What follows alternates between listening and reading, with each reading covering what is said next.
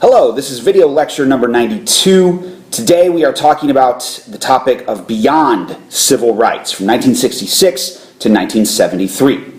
Our subsections today are Black nationalism, poverty and urban violence, rise of the Chicano Movement, and the American Indian Movement. So during the mid to late 1960s, the civil rights and anti-war movements grew and changed character as the war intensified, casualties mounted, and more young men were conscripted to fight. At the same time, many of the nation's cities became centers of racial strife, accelerating the population movement to the suburbs. To many, it seemed as if the country was being torn apart. Increasing group awareness among Chicanos and Native Americans also marked the period. Although the two groups' histories differed, both had long-standing grievances and fought for their rights before the 1960s. Now, younger Chicanos and Native Americans were prominent in the protests. So let's have a closer look then at beyond civil rights with our first subsection, Black nationalism. The philosophy of black nationalism signified many things in the 1960s. It could mean pride in one's community or total separatism, building African-American owned businesses, or wearing dashikis to honor African traditions.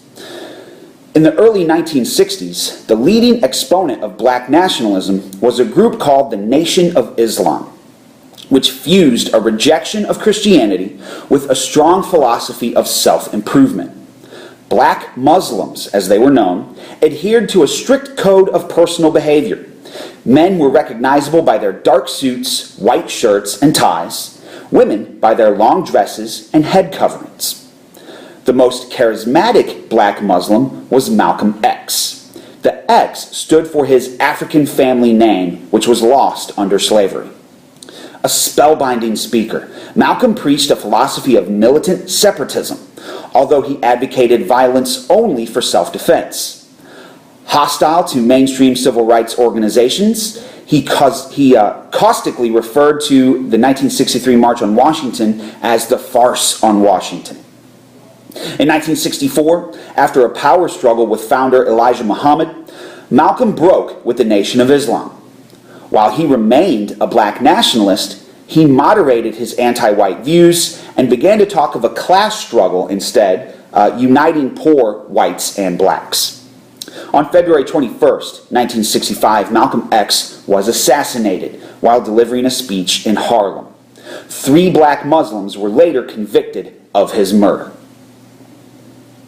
A more secular brand, then, of black nationalism emerged in 1966, when SNCC and CORE activists, following the lead of Stokely Carmichael, began to call for black self-reliance under the banner Black Power. Spurred by the Black Power slogan, African-American activists turned their attention to the poverty and social injustice faced by so many black people.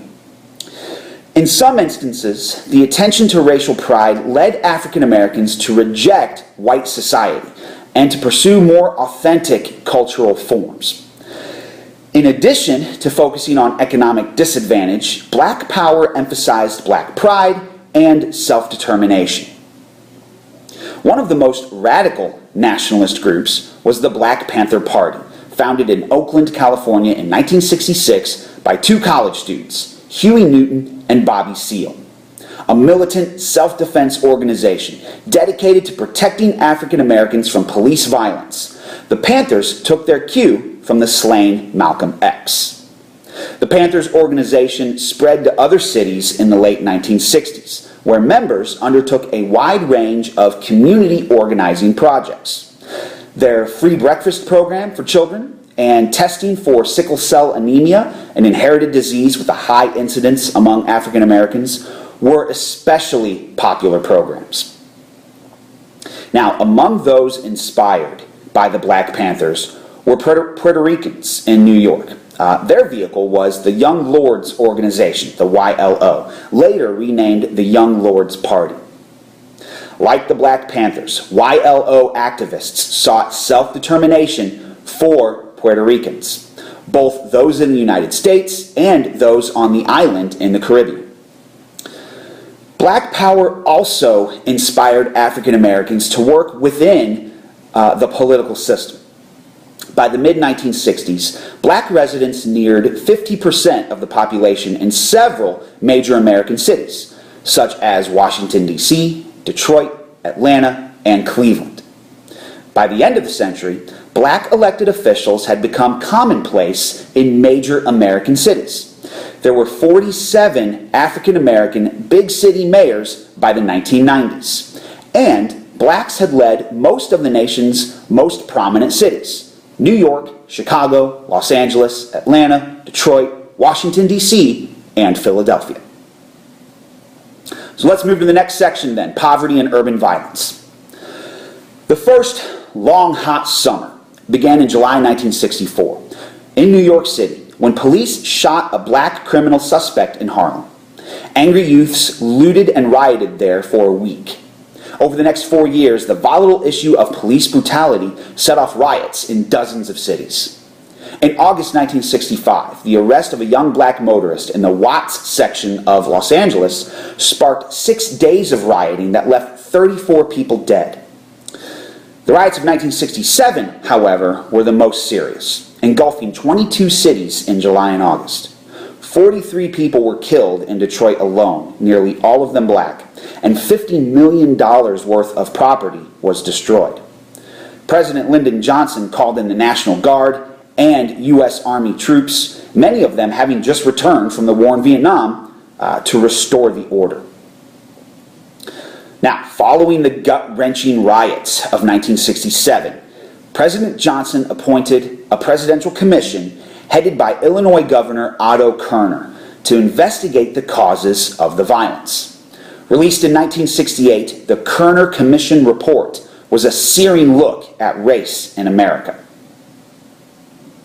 Stirred by the turmoil in the cities and seeing the limitations of his civil rights achievements, Martin Luther King began to confront the deep-seated problems of poverty and racism facing American blacks. He began to criticize President Johnson and Congress for prioritizing the war in Vietnam over ending poverty at home. And he planned a massive Poor People's Campaign to fight economic injustice. To advance that cause, King went to Memphis, Tennessee. He went there to support a strike that was underway by predominantly black sanitation workers. There, on April 4th, 1968, he was assassinated by escaped convict James Earl Ray. King's death set off a further round of urban rioting, with major violence breaking out in more than 100 cities. Our next section then is Rise of the Chicano Movement. Mexican Americans had something of a counterpart to Martin Luther King, Cesar Chavez. He and Dolores Huerta had worked for the Community Service Organization, the CSO, a California group founded in the 1950s to promote Mexican political participation and civil rights. Leaving that organization in 1962, Chavez concentrated on the agricultural region around Delano, California. With Huerta, he organized the United Farm Workers, the UFW, a union for migrant workers. A 1965 grape pickers strike then led the UFW to call a nationwide boycott of table grapes, bringing Chavez huge publicity and backing from the AFL-CIO.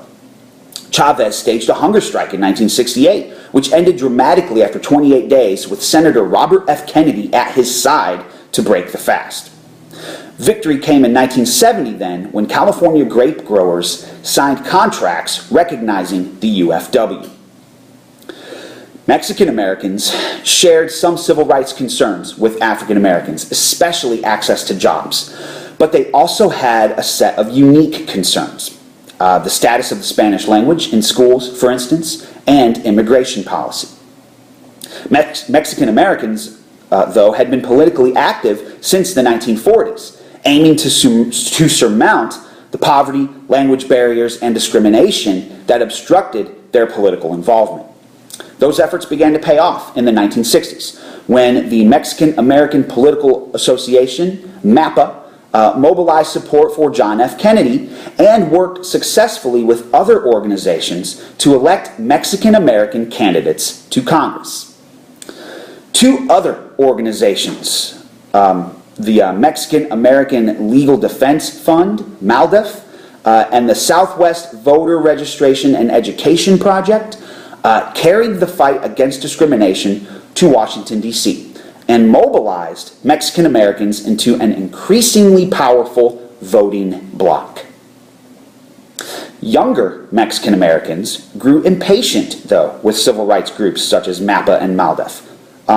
The barrios of Los Angeles and other western cities produced the militant group called the Brown Berets, modeled on the Black Panthers. Rejecting the assimilationist approach of their elders, 1,500 Mexican-American students met in Denver in 1969 to hammer out a new political and cultural agenda. They proclaimed there a new term, Chicano, to replace Mexican-American, and later organized a political party, La Raza Unida, the United Race, to promote Chicano interests. Okay, let's go to the last section then, the American Indian Movement. Numbering nearly 800,000 in the 1960s, Native people were exceedingly diverse, divided by language, tribal history, region, and degree of integration into American life. As a group, they shared a staggering unemployment rate, 10 times the national average, and were the worst off in housing, disease rates, and access to education. In the 1960s, the prevailing spirit of protest swept through Indian communities. Young militants there challenged their elders in the National Congress of American Indians. Beginning in 1960, the National Indian Youth Council, NIYC, under the slogan for a Greater Indian America, promoted the notion of all Indian people as a single ethnic group.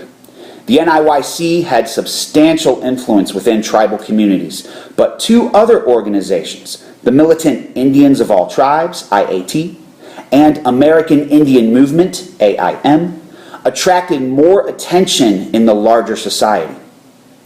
These groups embraced the concept of red power, and beginning in 1968, staged escalating protests to draw attention to Indian concerns. In 1969, Indians of all tribes occupied the deserted federal penitentiary on Alcatraz Island in San Francisco Bay. In 1972, AIM members joined the Trail of Broken Treaties March, sponsored by a number of Indian groups.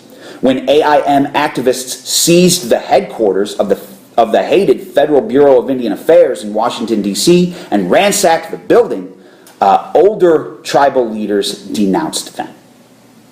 However, AIM managed to focus national media attention on Native American issues with a siege at Wounded Knee, South Dakota, in February 1973, the site of the infamous 1890 massacre of the Sioux. Wounded Knee was situated on the Pine Ridge Reservation, where young AIM activists had cultivated ties to sympathetic elders.